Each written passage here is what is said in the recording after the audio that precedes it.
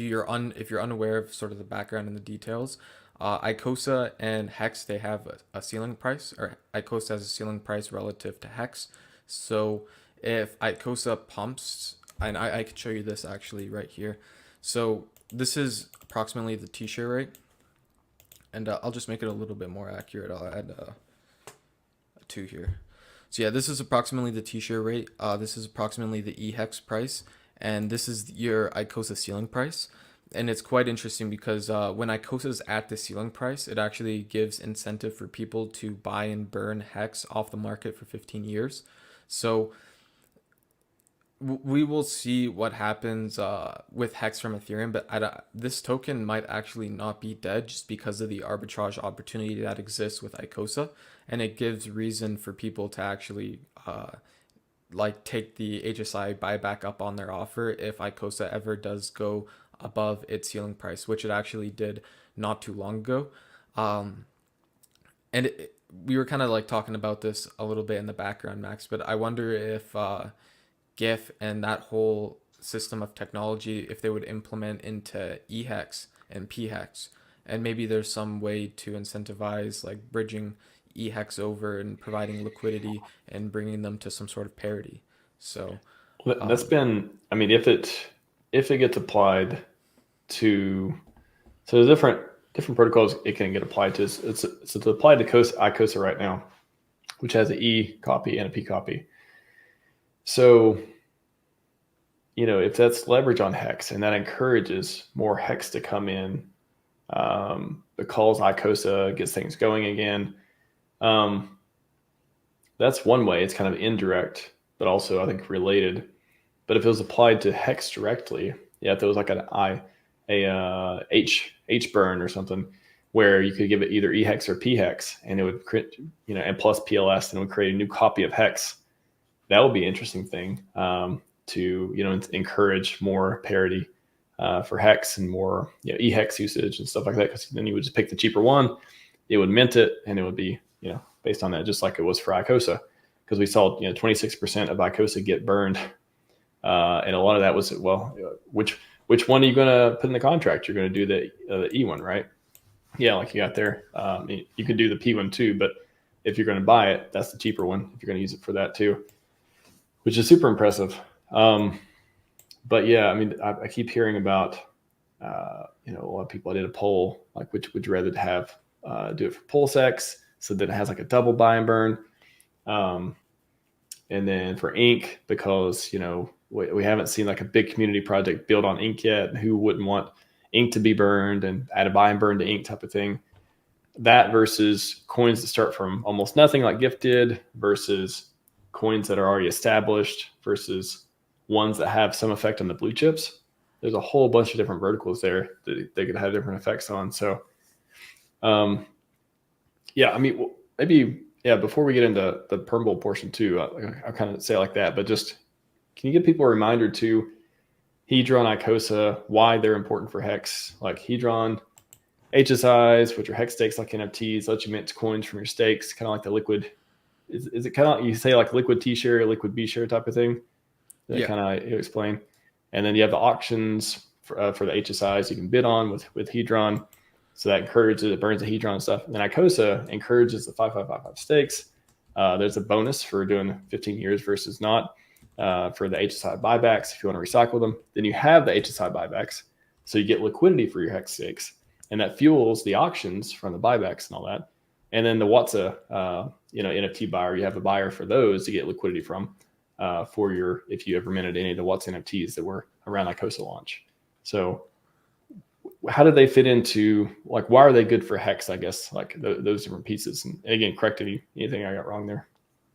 so yeah, Hedron and Icosa, they are designed to lock up and keep Hex locked up for 5555 and incentivize people to leave their Hex staked and not sell it into a market maker, and actually hurt the price this way, and keep it sort of, because what happens when you encapsulate a Hex stake into an NFT and sell it on OpenSea, you don't actually affect the price of Hex. What happens when you trade in your HSI into the buyback and mint Icosa and sell it. You don't really affect the price of Hex. So it's kind of they were sort of, especially Icosa was sort of designed to eat certain negative externalities of some of the other like Hedron and Hex tokens, and incentivize people to lock up and keep their Hex locked up for 5555. And it is very, very, very interesting because what we saw happen with GIF was they gave people an incentive to peg P Icosa and E Icosa 1 to 1.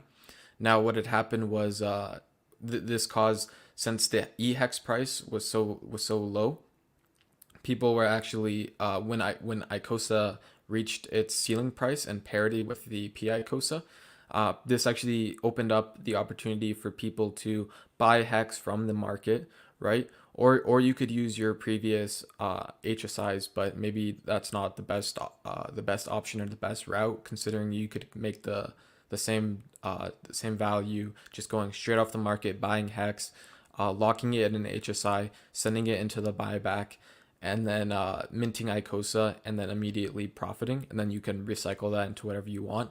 Now, what makes this really interesting is it sort of sparked up some different yields in the auction house. So how it works in Hedron Icosa is the amount of Hedron being burnt is proportional to the amount of yield you're going to receive. So the more Hedron being burnt on any given day, the more yield you'll receive and for Icosa stakers on any given day. Now what's interesting is the main way Hedron gets burnt, one of the main ways Hedron gets burnt and got burnt in the past was through these HSI auctions. So people were able to start these auctions for these hex stakes, use Hedron that they either minted from previous hex stakes that they got or they bought off the market. But they could use this Hedron to bid on these HSIs, and that Hedron would then get burnt, and then some complex math equations would happen, and then Icosa stakers would get paid out yield, right? Now, what happened was in the first year when Icosa came out, uh, in the let's say in the first 90 days when Icosa came out, it was at and above its ceiling price. So this gave an opportunity for people to send in HSIs and create this arbitrage opportunity.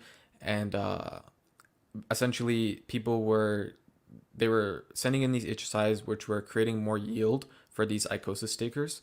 Now, after Icosa, let's say, depegged from its ceiling price, you had sort of less yield trickle in, because in Icosa the way it works is its supply is sort of dictated by demand. So this way it doesn't really surpass hex too much, but it can bootstrap it in some cases. So um, what we're seeing now and what we're seeing recently is sort of the same thing that happened in the early days. Is Icosa reached its ceiling price, you have a lot of people taking this arbitrage opportunity, buying hex from the market, therefore increasing its price, essentially incentivizing people to be their own buy and burn, right? Like we always hear about the automated buy and burn. Icosa and iBurn, they sort of have I think iBurn has its automated buy and burns, but Icosa, it sort of has this buy and burn feature with Hex where, like I said, you can go off the market, buy Hex, and then essentially what you're on the blockchain, you're burning your Hex, right? When you stake it on the blockchain, that's what's happening is you're technically burning your Hex. You're minting T shares through the HSI protocol, through the Hedron protocol, and you're minting Icosa, right? And this will mean more yield for us Icosa stakers, which is super interesting. Like I still have, and I know a lot of people still do have a lot of their Icosa stakes on Ethereum and stuff like this, and it seems like those in 90 days, I could pull up the here it is. Here are some of the auctions. So 33 T shares, 34 T shares, 38 T shares. This is 100 T shares right here, all in 90 days from now. So back when I was taking a look at this, if you got 50 T shares in the auction, that was a very good day. Like that was a pristine yield day. So if you're and I'll calculate this out, and I'll be able to form an exact number for like the amount of yield that could theoretically come out in the next 90 days for Icosa. Um, but 100 T shares, and this is just like what I'm looking at the face value here. There's probably way more. Like the yield could start trickling in, which is super good. And like I was saying, like if when or if Icosa reaches the ceiling price again, people will start buying and burning EHEX again off the market to fill that arbitrage opportunity. So who knows? Maybe EHEX will have a higher stake supply and a lower liquid supply than PHEX at a certain point. I'm noticing recently, even on the charts, the staker adoption actually. This is for Hex on PulseChain. It's actually been going down, kind of as of recently, since pretty kind of since the SEC sort of FUD event happened. We've seen sort of staker adoption decrease. So I wonder if this iBurn protocol and the way it sort of incentive incentivizes people to pair the Icosas, and if Hex, it's interesting because Hex now has a floor price technically. So the floor price is basically the Icosa ceiling price in a way. So let's say somebody dumps Icosa, or not Icosa, somebody dumps Hex to whatever price. There's actually, if Icosa still holds its value, let's say at 10 cents, and somebody dumps Hex down to like 409 or something like this would actually give an incentive for someone to go buy that EHEX and, like I said, buy it and burn it basically, which is interesting, right? And this will also increase staker adoption. Maybe not so-called staker adoption, but it might increase the amount of stakes being made and the amount of T shares in circulation on one chain versus another. So it's sort of interesting to see how all of these different mechanics sort of play into each other, and it all kind of trickles down. Yeah, it all kind of trickles down.